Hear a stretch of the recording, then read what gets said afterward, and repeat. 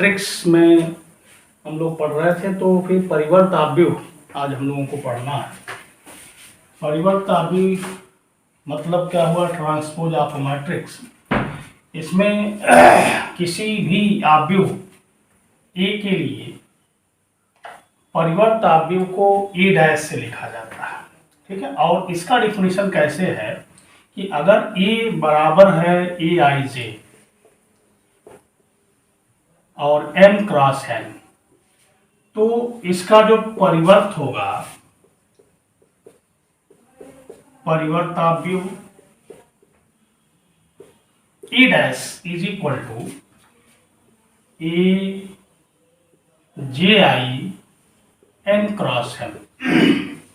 इसका मतलब ये हुआ कि किसी आव्यूह का परिवर्त हमें तब प्राप्त होगा जब उसके पंक्ति और स्तंभ को परस्पर विनिमय कर दिया जाए, एक्सचेंज कर दिया जाए। तो परिवर्त के लिए हमें क्या करना होता है? रो और कॉलम को आपस में इंटरचेंज करना होता है। फॉर एग्जाम्पल, अगर हम यहाँ एग्जाम्पल ले लें, जैसे कि हम कोई आव्यूह ले लेते हैं a इज इक्वल टू 2, 3, तो इसका डैश यानी परिवर्त जब हम निकालेंगे तो हमें क्या करना होगा? पंक्ति को स्तंभ बनाना होगा। तो यहाँ पे देखें आप, ये पंक्ति है, तो इसको हमें कैसे लिखना है? ये पहली पंक्ति है तो इसको पहला स्तंभ बना देंगे। ये दूसरी पंक्ति है, इसको दूसरा स्तंभ बना देंगे। तो इस तरह से ए डैश निकल गया। अगर हम दूसरा एग्जाम्पल ले लेते हैं, जैसे कि b इज इक्वल टू 2, 3, 5, 0, 1, 2। अब इसका ट्रांसपोज हम निकालते हैं तो क्या होगा कि ये पहली पंक्ति है, इसको पहला स्तंभ बनाएंगे, ये दूसरी पंक्ति है, इसको दूसरा स्तंभ बना देंगे। तो इस तरह से हम परिवर्त आव्यूह ज्ञात करते हैं। जैसे तीसरा एग्जाम्पल ले लेते हैं, कोई भी एक मैट्रिक्स है C 2, 3, 0, 0, 1, 2 एंड 1, 5, 0। ये एक मैट्रिक्स है C डैश या C ट्रांसपोज। ये भी ध्यान में रखिएगा, ट्रांसपोज को T से भी लिखा दिया जाता है या तो फिर डैश से। तो फिर इसमें हम क्या करेंगे? ये जो रो है इसको हम लिखेंगे कॉलम के रूप में 2, 3, 0, और ये दूसरा होगा 0, 1, 2, और ये होगा 1, 5, 0। इस तरह से ये बन जाता है ट्रांसपोज। सभी जितने भी एग्जाम्पल हमने लिया सब में ट्रांसपोज निकाल के दिखा दिया। तो इसमें खास बात इतनी ही है, बस पंक्ति को स्तंभ बना दिया जाए और स्तंभ को पंक्ति बना दिया जाए। तो ये है ट्रांसपोज ऑफ मैट्रिक्स। इसकी प्रॉपर्टीज बहुत इंपॉर्टेंट हैं। जैसे पहली प्रॉपर्टी ये है कि कोई मैट्रिक्स है, इसका ट्रांसपोज किया जाए, फिर से ट्रांसपोज कर दिया जाए तो वह मूल आव्यूह मिल जाता है। दूसरी प्रॉपर्टी है कि अगर हम a प्लस बी का डैश निकालते हैं तो यह a dash plus B dash हो जाता है। तीसरी प्रॉपर्टी है कि अगर हम k a का होल डैश कर देते हैं तो k इंटू ए डैश हो जाता है। इस तरह से, यानी कोई अदिश है जिसका हमने गुणा किया, कोई संख्या है जिसका मैट्रिक्स में गुणा करके उसका ट्रांसपोज ज्ञात करें, तो फिर वो संख्या और गुणे ट्रांसपोज ऑफ द मैट्रिक्स ऐसे बन जाता है। चौथी जो प्रॉपर्टी है जो बहुत इंपॉर्टेंट है, ये बार बार एग्जामिनेशन में सिद्ध करने के लिए पूछा जाता है, वो है अगर हम एक मैट्रिक्स ले लें ए, दूसरा बी और ए बी का डैश करना है तो हमेशा ये बी डैश इंटू ए डैश के इक्वल हो जाता है। तो ये सारी प्रॉपर्टी आपको मालूम होना चाहिए। जैसे पहला वाला अगर हम प्रूफ करना चाहें तो इसमें हम क्या करते हैं, ये ले लेते हैं a is equal to A I J and A M cross N. तो A dash is equal to अगर हमें निकालना है तो यहाँ से मिलेगा A J I according to definition N cross N. फिर ए डबल डैश अगर हम कर लेते हैं तो फिर से इसका भी डैश होने वाला है, इसमें भी इंटरचेंज हो रहा है फिर से, तो आई जे आपस में चेंज हो रहा है, फिर यहाँ पे आई आ गया, जे आ गया, और एन एम भी आपस में चेंज हो रहा है, तो एम क्रॉस एन होगा। यानी कुल मिलाकर ए डैश का whole dash is equal to A आ जाएगा, ऐसे बन जाएगा आपका। इस तरह से हम इसे सिद्ध कर सकते हैं।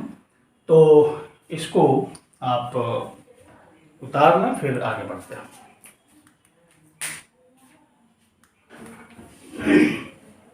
तो आगे देखिए, अब सममित और विषम सममित आव्यूह, ये भी बहुत इंपॉर्टेंट है, जानना जरूरी है। सममित आव्यूह उसे कहते हैं, ऐसे वर्ग आव्यूह को सममित आव्यूह कहेंगे जिसके लिए ए डैश बराबर ए हो जाए। मतलब क्या हुआ कि ए वर्ग आव्यूह ए सममित कहलाएगा जब ए डैश इज इक्वल टू ए हो जाएगा। इसका एग्जाम्पल पूछा जाता है बोर्ड परीक्षाओं में, तो इसका एग्जाम्पल आपको मैं दिखाऊं, ध्यान दें। इसमें सबसे पहले इसका एग्जाम्पल लिखने का एक तरीका मैं बता रहा हूं। पहली पंक्ति और पहला स्तंभ दोनों सेम होना चाहिए। जैसे अगर हम यहाँ पे ए बी सी लिख देते हैं तो यहाँ बी सी लिख देंगे। इसके बाद हमें क्या करना है कि यहाँ और यहाँ इन दोनों जगहों पर सेम एलिमेंट होना चाहिए। जैसे कि यहाँ पे हमने एच और एच लिख दिया, और इन दोनों जगहों पे कुछ भी आप लिख सकते हैं, आपकी मर्जी है।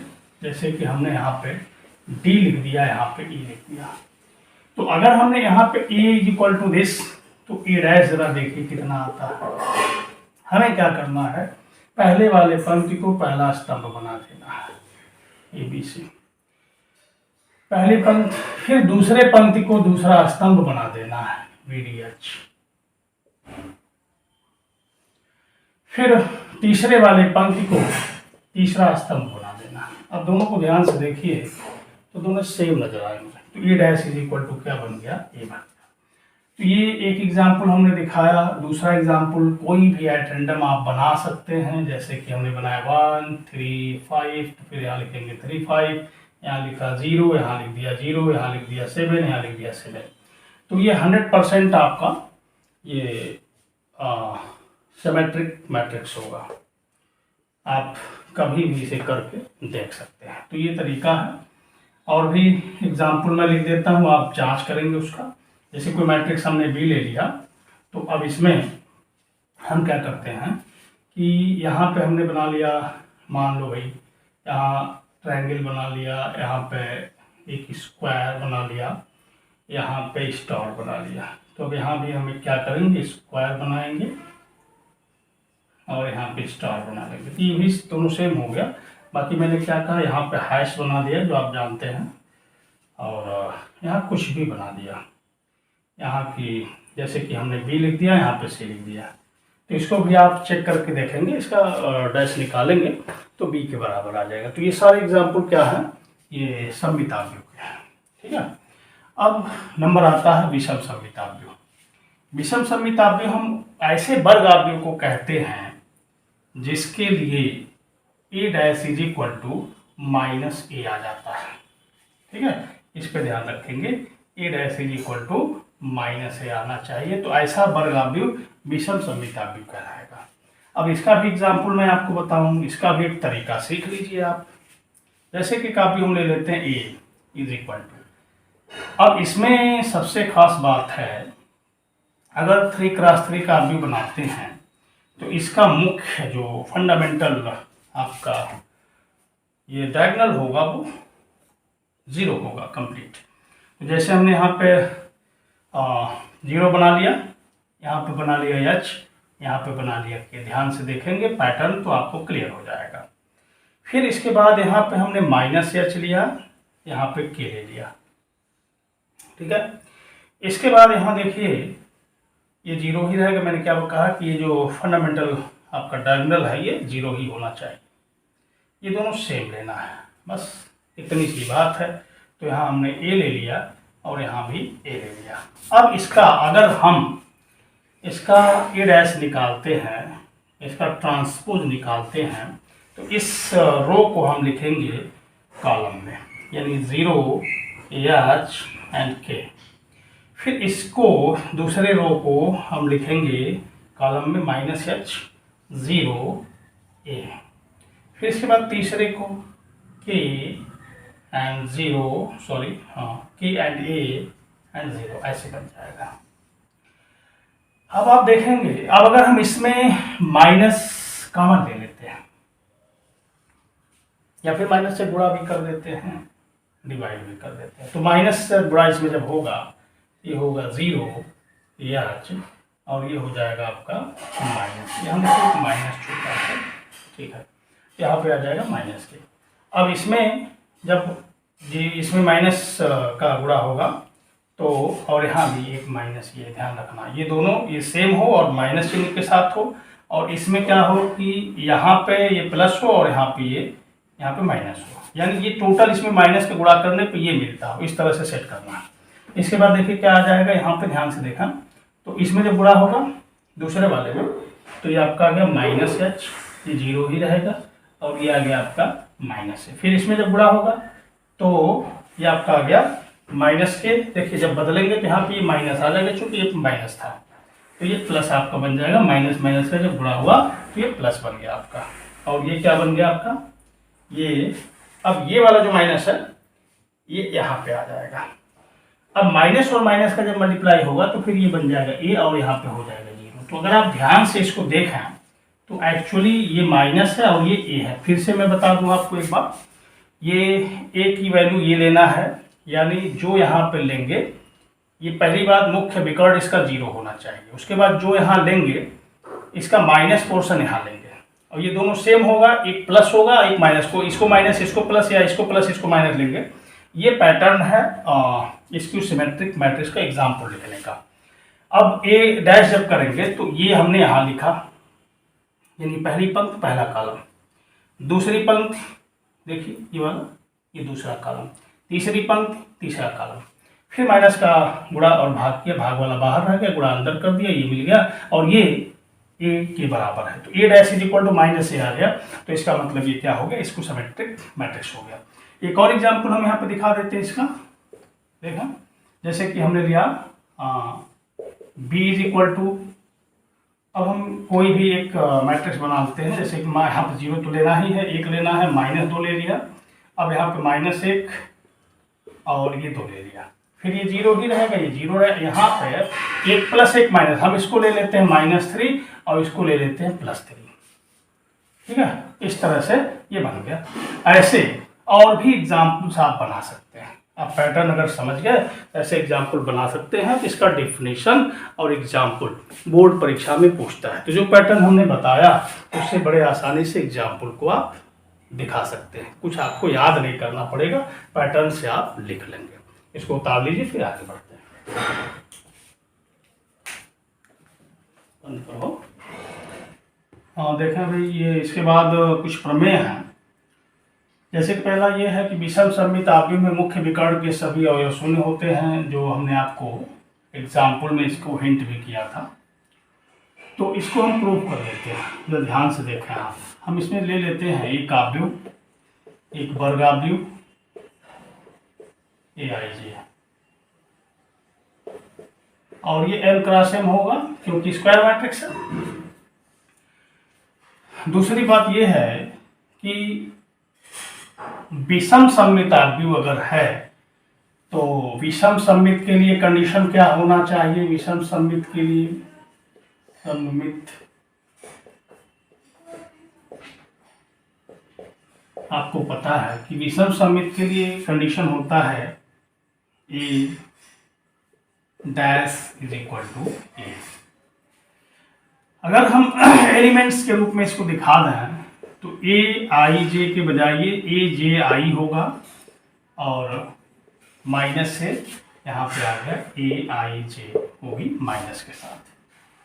अब हमें विकर्ण की बात करनी है। आप किसी भी मैट्रिक्स में देखते हैं कि अगर हम ऐसे बना लें तो A11, A12, A13, A21, A22, A23, A31, A32 and A33। तो इस तरह से आप ये देखेंगे जो फंडामेंटल डायगोनल है ये, इसमें 1 1 2 2 3 3 यानी I और J इक्वल होता है डायगोनल में। तो for diagonal we have I is equal to J, तो for every I is equal to J, तो हमारे पास जो मिल रहा है उसको आप ध्यान से देखें, ये मिल रहा है A I I is equal to minus A I I, बोलोगे, इसको हम इधर ले आएंगे, this implies that 2 time A I I is equal to 0, then also implies that A I I is equal to 0, यही हमें चाहिए था। ए आई आई का मतलब अगर 2 क्रॉस 2 की मैट्रिक्स है तो A11 A22 0 होगा, अगर 3 क्रॉस 3 की मैट्रिक्स है A11 A22 A33 0 होगा, यानी जो डायगोनल एलिमेंट होंगे वो 0 होंगे, ये सिद्ध हो गया। देखो तो ये दूसरा जो प्रमेय है इसमें क्या है, किसी वर्ग आव्यूह A के लिए A प्लस ए डैश सममित होगा हमेशा, और A माइनस ए डैश हमेशा क्या होगा, विषम सममित होगा। तो बहुत इसको हम ऐसे प्रूव कर लें बहुत आसानी से, जैसे हम लोग मान लेते हैं कि A प्लस ए डैश को मान लेते हैं ये आपका C, ठीक है। तो सममित होने के लिए एक आप यहाँ पे आपको स्क्वायर मैट्रिक्स मिल गया, और सममित होने के लिए C dash is equal to C होना चाहिए।